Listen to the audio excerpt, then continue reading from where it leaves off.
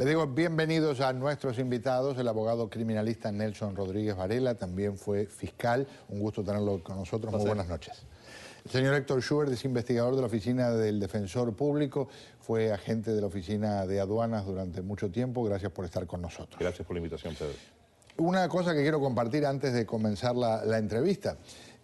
Hablé con una cantidad de personas que conocen al señor Marrero, gente que trabajó con el señor Marrero. Y algunos dicen, no será culpable de lo que lo están acusando, pero pintan un paisaje muy interesante de un hombre que hacia los de abajo les mostró en muchos casos enorme generosidad. Lo puntualizo porque al mismo tiempo en otros lugares se habla de Marrero como que ya es culpable de algo. Y seguimos viviendo en Estados Unidos, un país donde todos somos inocentes hasta que se demuestre culpabilidad en una corte de justicia.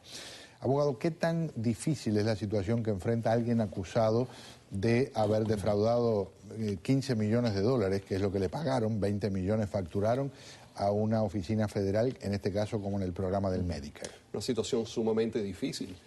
Obviamente él es inocente de todos estos cargos criminales hasta que la Fiscalía pueda proveer evidencia más allá de una duda razonable para determinar que él en realidad es culpable en este caso.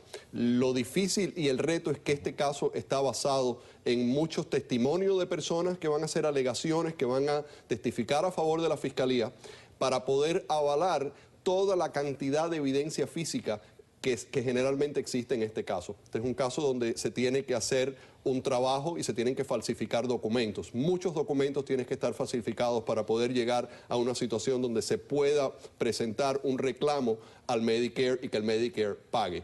Lo que pasa con este tipo de casos es que durante el transcurso de la conspiración se crean muchos acuerdos entre personas que tienen diferentes tipos de trabajo. Hay médicos que se prestan para estas cosas, hay personas que los acusan como reclutadores de pacientes y hay otras personas que son simplemente los que establecen y son los autores intelectuales de todo este tipo de situación. Obviamente eso genera una cantidad de papel impresionante y la Fiscalía Federal se vale de esa cantidad de documentos para poder avalar el testimonio de personas que van a cooperar. Invariablemente este tipo de casos se basa mucho en el testimonio de co-conspiradores que para conseguir un mejor acuerdo con la Fiscalía, una sentencia más baja, van a testificar contra el señor en busca de una sentencia reducida.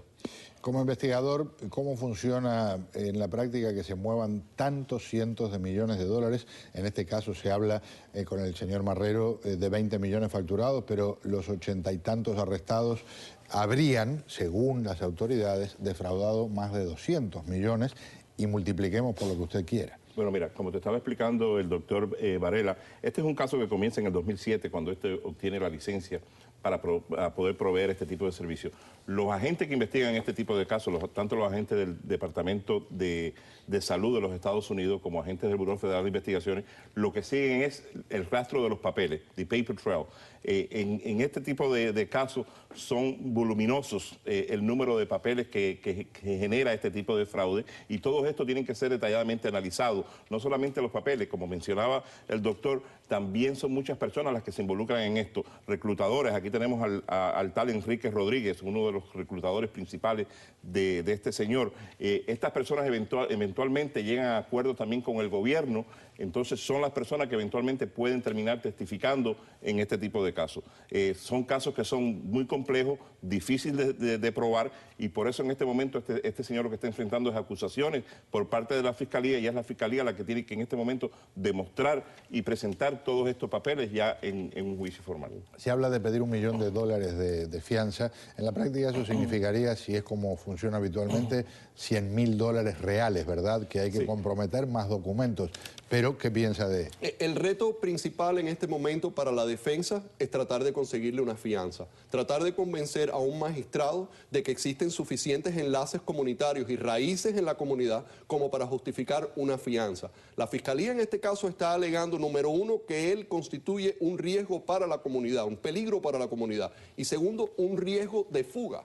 El riesgo de fuga en el Distrito Sur de la Florida, en la Corte Federal, es algo que a través de los años ha demostrado que los jueces están muy percatados de la cantidad de personas que se han fugado después de haber sido admitidos a fianza. Entonces, en este caso va a ser imprescindible para los abogados conseguirle una fianza, demostrar esos enlaces comunitarios, proveer información que ayude a un magistrado a determinar que esta persona tiene suficientes enlaces en esta comunidad como para constituir un bajo riesgo de escapar. Van a necesitar propiedades, van a necesitar que personas pongan sus propiedades para garantizar la fianza, van a tener que conseguir un método limpio de conseguir una alta cantidad para pagar la prima de la fianza, que es el porcentaje de la fianza que se paga en dinero. El Distrito Sur de la Florida, en este tipo de casos, y quiero decir, en el caso de cubanos específicamente, es un reto muy difícil y he visto que en muy pocos casos se puede conseguir una fianza o una fianza razonable. Tal vez una fianza para una persona que los fondos se le han enfriado no lo puede utilizar, una fianza de $1 millón es muy difícil de poner. Tienes que justificar de dónde están sacando los fondos, tienen que ser fondos que no estén conectados de ninguna forma a la conspiración en este caso, tiene que ser justificable y se tiene que demostrar de dónde salió ese dinero, tiene que ser dinero limpio.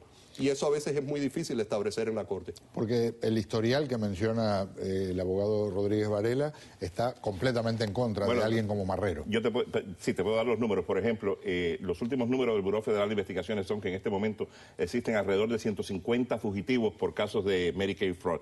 De estos 150, 54 se han podido identificar en este momento que se encuentran en Cuba. Y solamente de estos 150 se han podido arrestar 16 personas. Yo dudo mucho que un juez tome el alto riesgo de poner a estas 3 personas en libertad bajo fianza. Y es extraño porque en la gran mayoría de los crímenes de cuello blanco las personas casi siempre obtienen fianza, pero en este caso yo creo que el doctor Quiñón tiene su trabajo cuesta arriba. Estamos hablando del abogado José Quiñón, que es el defensor del señor Marrero. Sí, y en parte uno de los elementos importantes durante esa audiencia de fianza va a ser poder demostrar, la Fiscalía tiene que demostrar que existe suficiente evidencia, no para encauzarlo, sino para que lo encuentren culpable. Y tiene que enseñarle a la Corte que el peso de la evidencia es lo suficientemente fuerte como para casi garantizar que lo encuentren culpable si el caso va a juicio. Eso es algo que pesa fuerte sobre el juez y es uno de los elementos principales para determinar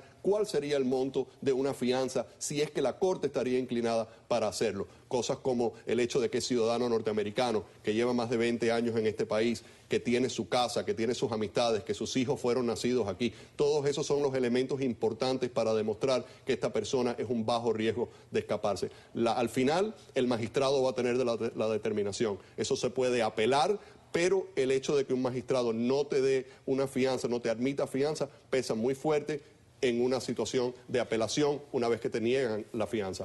Señores, un gusto tenerlos aquí. Gracias por la invitación. Muy, pero muy amable.